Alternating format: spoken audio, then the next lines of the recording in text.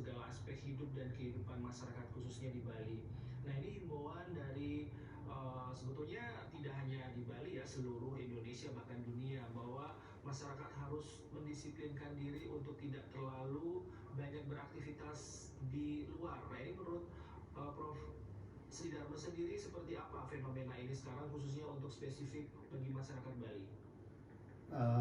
Imbauan yang diajukan oleh pemerintah terkait dengan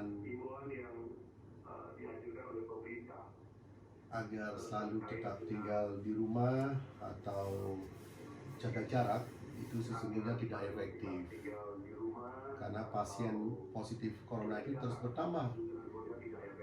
Belum banyak orang yang memahami bahaya dan cara memotong penyebaran COVID-19 ini. Mereka merasa dirinya sehat-sehat saja, tidak peduli dengan apa yang sesungguhnya terjadi. Mereka hanya mementingkan dirinya sendiri, tak pernah berusaha untuk menjaga jarak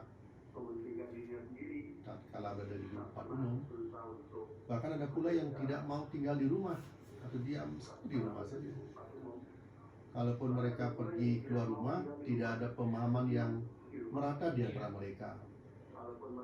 Padahal kunci suksesnya pemotongan penyebaran virus corona ini itu hanya ada dua sesungguhnya, yaitu stay at home dan social distancing, atau dalam bahasa Indonesia ini adalah tinggal di rumah atau jaga jarak, jangan dekat-dekat dengan satu sama lain. Tapi sayang ini anjuran pemerintah ini tidak dilakukan oleh masyarakat kita, sehingga saya katakan tidak efektif. Kalau ukurnya adalah semakin banyak korban atau pasien yang terdampak dari COVID-19. Mereka banyak belum tahu dan apa itu COVID-19. Prof, kalau memang tadi disampaikan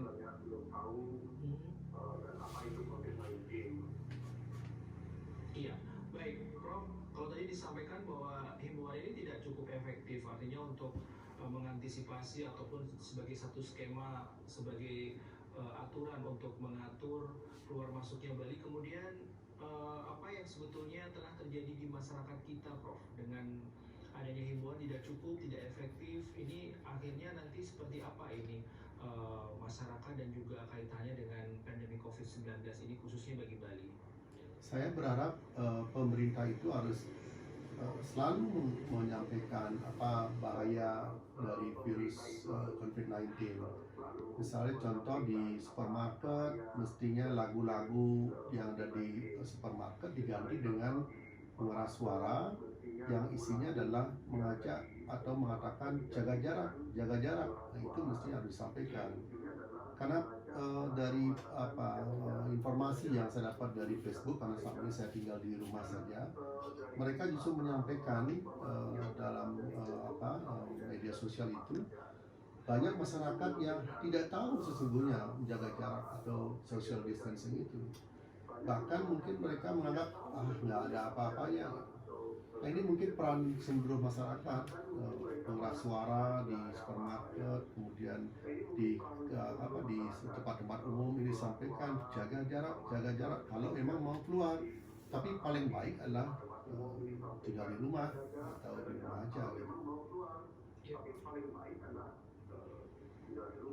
atau di rumah aja gitu. Iya, Prof, hari ini resmi bahwa ada satu tambahan masyarakat kita yang positif COVID-19. Terlepas dari itu, ada beberapa daerah, khususnya di ibu kota dan juga beberapa kota besar lainnya sudah melakukan lockdown ya, dalam tanda kutip secara parsial, artinya membatasi atau mengisolasi diri dari kemungkinan penyebaran COVID-19. Jadi kalau Bali sendiri, kalaupun terjadi isolasi atau lockdown parsial ini memang harus menunggu izin dari pemerintah pusat. Tapi Prof sendiri melihatnya seperti apa? Dengan mungkin nanti kedepannya harus mengisolasi diri atau seperti apa? Kata lockdown itu kan tidak dikenal di negara kita ya. karena mereka atau pemerintah pusat awalnya memberikan kesempatan kepada pemerintah daerah untuk mengkarantina wilayahnya masing-masing, tetapi justru akhirnya tatkala DKI Jakarta memulai melakukan itu, ditarik kembali keputusan diberikan pada daerah, akhirnya di pusat gitu kan. Nah ini kan sangat rancu, dan akhirnya sekarang seluruh daerah itu melakukan karantina wilayah, atau ada sebagian orang juga menyebut dengan istilah lockdown. Saya sangat setuju kalau karantina wilayah itu harus diberlakukan secepatnya, karena ada sudah Undang-Undang Nomor 6 Tahun 2018 yang mengizinkan setiap daerah kalau itu membahayakan masyarakatnya untuk dilakukan karantina wilayah. Kalau nggak mau menggunakan kata-kata lockdown gitu ya. Padahal sesungguhnya yang memang ada beda makna, tapi kalau kita kuat melakukan karantina wilayah, saya yakin no problem, penyebaran virus akan terputus dengan sendirinya, dengan syarat masyarakatnya disiplin. Nah, kalau tidak disiplin ya tetap saja jumlah korban COVID-19 akan semakin bertambah.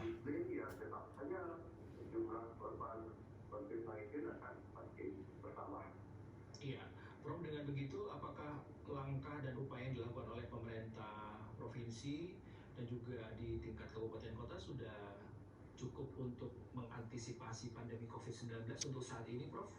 Menurut Prof sendiri? Ya, tambah lagi itu dengan cara membatasi mereka yang keluar rumah, misalnya toko-toko yang tidak perlu untuk dibuka ya, misalnya seperti yang tidak ada urusan dengan pangan gitu misalnya. Karena ini kan mereka banyak menganggap kalau belum lockdown, karantina wilayah itu hanya sekedar basa-basi pemerintah. Mereka menganggap masih sehat-sehat saja, nggak takut sama sekali terhadap COVID-19 ini yang virus berbahaya. Mereka menganggap adalah mati hidupnya adalah tergantung dari Tuhan gitu. Nah kalau sudah tidak diizinkan keluar, turunkan tentara, turunkan TNI, jaga wilayah itu, atau turunkan juga pecalang, sehingga benar-benar karantina wilayah itu bisa berjalan dengan baik. Mengapa ini bisa saya harapkan itu adalah karena kita sadar bahwa rumah sakit kita itu tidak mampu suatu saat menangani atau memberikan pelayanan yang terbaik pada pasien-pasien di Indonesia.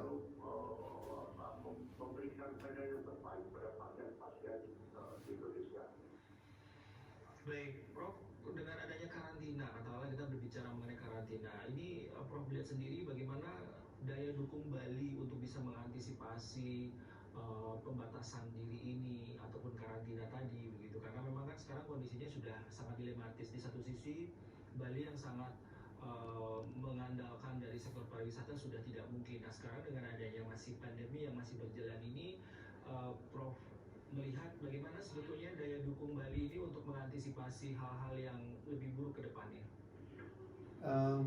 Ya ini kan bukan kejadian yang kita harapkan ya, atau di luar kontrol kita.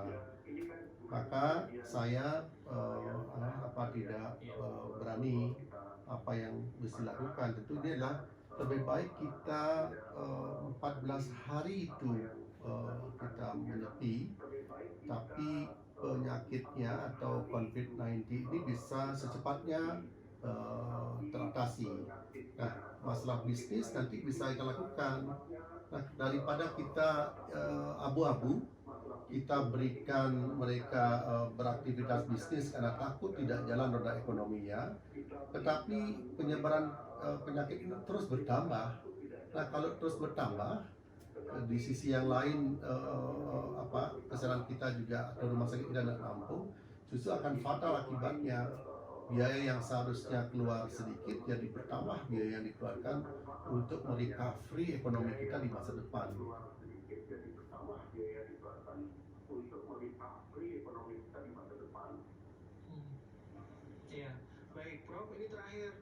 apa yang ingin Prof sampaikan, mungkin masukan ataupun kontribusi pemikiran dari Prof sendiri terkait dengan pandemi COVID-19 ini bagi pemerintah daerah khususnya dan juga masyarakat Bali nih pada umumnya. Silakan Prof. Pertama adalah secepatnya lakukan karantina wilayah yang lebih ketat gitu ya, atau lebih diizinkan melakukan lockdown itu jauh lebih baik. Mengapa ini saya usulkan? Karena pergerakan manusia itu nggak bisa diatur, apalagi budaya kita itu budaya memboyo ya di Bali, budaya yang tidak disiplin, itu juga menjadi persoalan kita bersama ya. Oleh karena itu kedisiplinan itu bisa ditegakkan apabila ada orang yang melakukan sanksi gitu, berikan sesuatu yang tegas terhadap mereka yang tidak disiplin. Karena kalau boleh tidak disiplin, mereka akan lakukan tidak disiplin.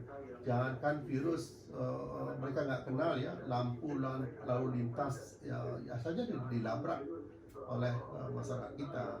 Karena ketidakdisiplinan itulah menyebabkan kita selalu terlena, bahkan mungkin menganggap sepele lah virus ini. Sehingga saya berharap pemerintah itu segera sajalah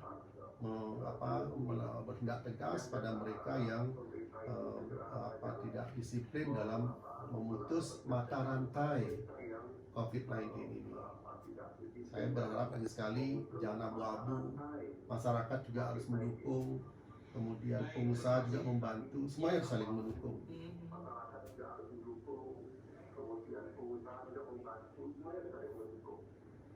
Ya, baik, terima kasih Prof. Budi Dharma di BA Pemirsa yang sudah kami ajak berbincang-bincang dalam Bali Post Talk ini dalam tema kajian dan dampak karantina wilayah akibat COVID-19.